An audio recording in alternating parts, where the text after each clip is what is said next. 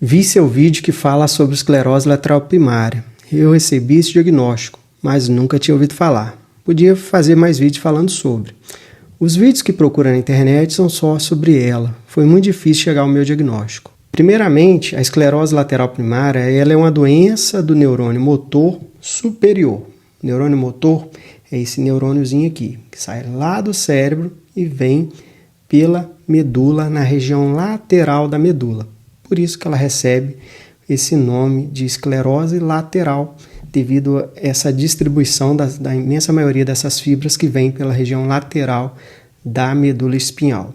Sempre que a gente tem dano nesse primeiro neurônio motor, o paciente vai apresentar, além da fraqueza, a presença de espasticidade, de hiperreflexia, podendo surgir sinais patológicos no exame neurológico, incluindo sinal de Hoffmann, Babinski ou até mesmo presença de clonos. Ao contrário da esclerose lateral amiotrófica, que também é uma doença do neurônio motor, não existe acometimento do neurônio motor inferior.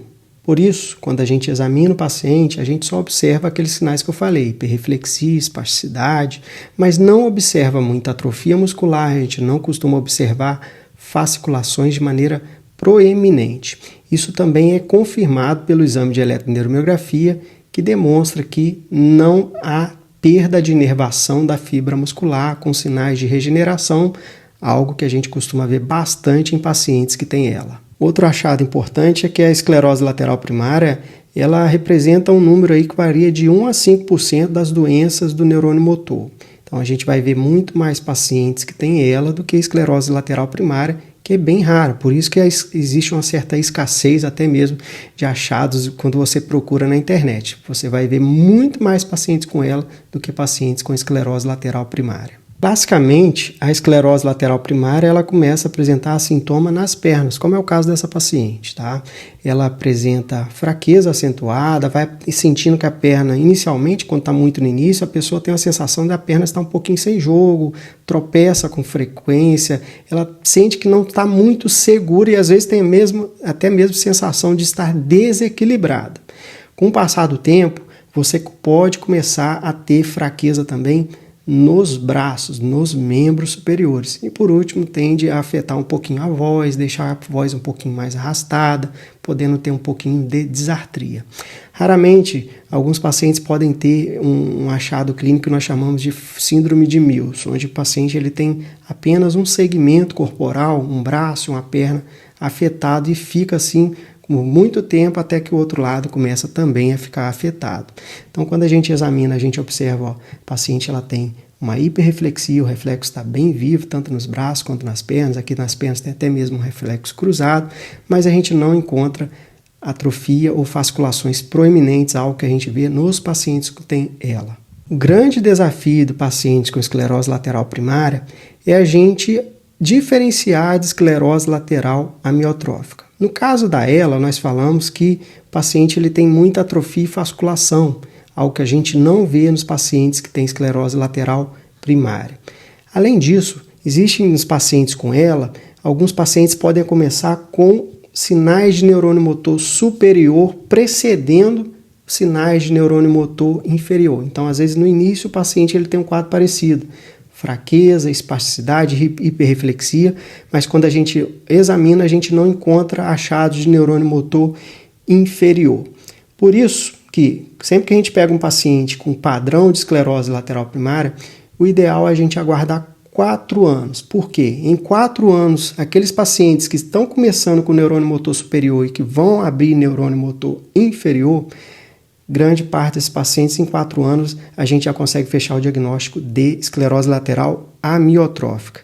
Após 4 anos, tem um estudo agora de 2021 que acompanhou pacientes durante 9 anos, a chance de conversão para ela é baixíssima, ou seja, a pessoa vai permanecer com esse quadro apenas de neurônio motor superior e não haverá evolução com acometimento do neurônio motor inferior, que ajuda a gente a diferenciar, então, de pacientes com ela. Um outro diagnóstico diferencial importante são os pacientes que apresentam paraparesia espásticas. que pode ser de causa genética, pode ser de causas infecciosas, pode ser até mesmo de causas metabólicas. Então, é importante fazer um rastreio amplo para doenças infecciosas, principalmente o HTLV.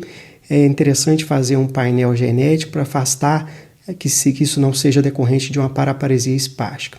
Outros sinais, quando tem outros sinais de acometimento de outras áreas do sistema nervoso central, devem levantar suspeitas para diagnóstico diferencial, como, por exemplo, atrofia de múltiplos sistemas ou até mesmo pacientes com paralisia supranuclear progressiva. Tudo que a gente comentou até agora, a gente está se baseando nesse artigo, que é um guideline francês publicado agora em abril de 2026. Todas essas informações vocês podem conferir no artigo aberto. O guideline deixa claro que a eletroneuromiografia ela é mandatória e a gente não espera encontrar sinais de desnervação e de reinervação, algo que a gente vê em pacientes com ela. Mas um ou dois músculos podem ter alteração. Então, o diagnóstico é a presença de achados musculares em um ou outro músculo, sem ser multissegmentar, algo que a gente observa nos pacientes com ela, a gente também pode encontrar nos pacientes com esclerose lateral primária, e isso não invalida o diagnóstico de esclerose lateral primária.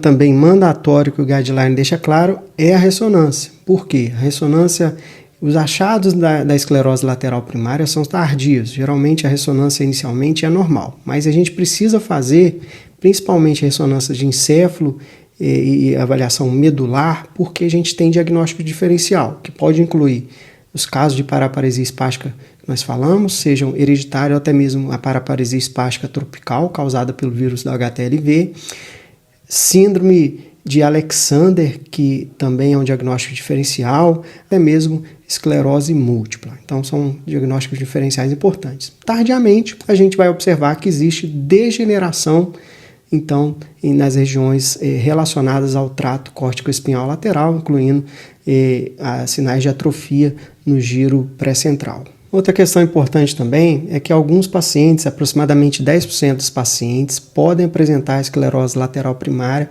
associado com degeneração lobar frontotemporal. Então, tem que ficar atento porque alguns pacientes podem também, além de ter acometimento motor, ter transtorno cognitivo associado. Do ponto de vista de tratamento, nós não temos nenhum medicamento específico para esclerose lateral primária. O riluzol é utilizado de maneira off-label devido ao seu benefício nos pacientes com ela, embora, porém, de certa forma, muito incerto para os pacientes com esclerose lateral primária. É importante ressaltar a importância da fisioterapia, da fono, acompanhamento multidisciplinar, até mesmo com psicólogo, nutricionista, enfim, ter um bom acompanhamento neurológico também. Obrigado, um abraço.